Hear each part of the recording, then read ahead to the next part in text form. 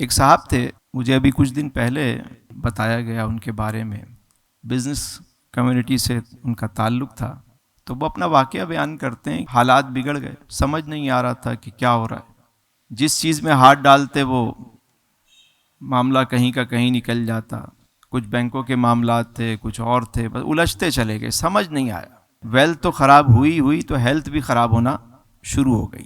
رات کو نیند نہیں آتی تھی، بیٹھا رہتا تھا میں. کہتے ہیں ایک رات ایسا ہوا، میں بستر پہ کروٹیں لے رہا ہوں، نیند نہیں آ رہی. پتہ نہیں میرے دل میں کیا آیا، میں اٹھا، وضو کیا، مصلی بچھایا اور جا کر بیٹھ گیا. 2 رکعت نفل پڑھی اور میں اپنے سارے معاملات دیکھ رہا تھا کہ کہاں کہاں مجھ سے غلطیاں ہوئیں. سب میرے ذہن میں آ گئی. قدرت نے میرے اوپر وہ تمام چیزیں کھول دیں. تو میں نے نفل پڑھنے کے بعد رب کی بارگاہ میں دعا کی کہ میرے مالک، یہ جو غلطیاں ہیں میں اس کو سدھارنا چاہتا ہوں. مجھ پہ جو بار قرض ہے بس تو یہ معاملہ میرا سیدھا کروا دے. آج میرا تیرے ساتھ یہ معاہدہ ہے کہ میرا قرض اتر جائے تو اس کے بعد جو بھی پروفٹ ہوگا وہ آدھا میں تیری راہ میں خرچ کروں گا. کہتے ہیں میں نے بیٹھ کے روتا رہا اور دعا مانگتا رہا، روتا رہا، یہاں تک کہ فجر کی اذان ہو گئی. کبھی میں سجدے کرتا، کبھی دعا مانگتا.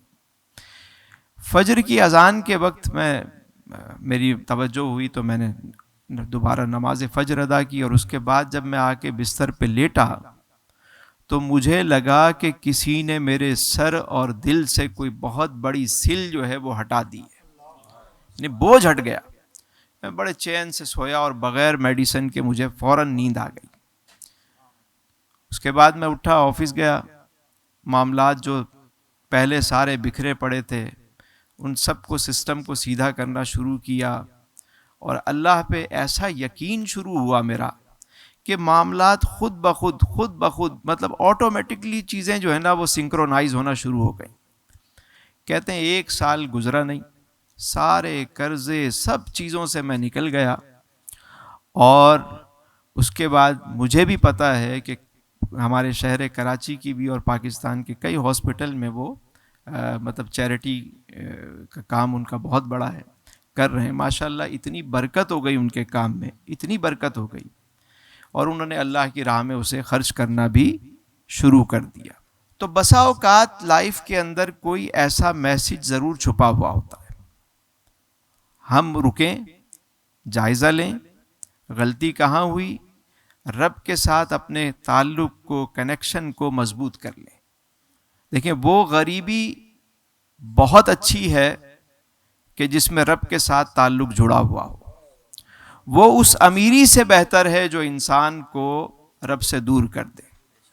وہ بیماری نعمت ہے کہ جس بیماری میں بندہ اپنے رب کے قریب ہو جائے. وہ اس صحت سے اچھی ہے کہ جس میں غفلت میں پڑا ہو بندہ.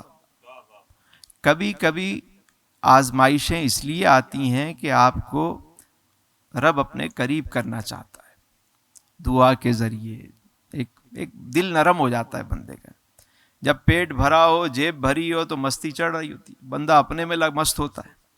لیکن یہ سوز و گداز، آنکھوں کی نمی والی، یہی تو رب چاہتا ہے آپ سے. یہ امیری میں آپ کریں وہ امیری اچھی، اور یہ غریبی میں ہو تو یہ غریبی اچھی. یعنی تعلق مضبوط ہونا چاہیے.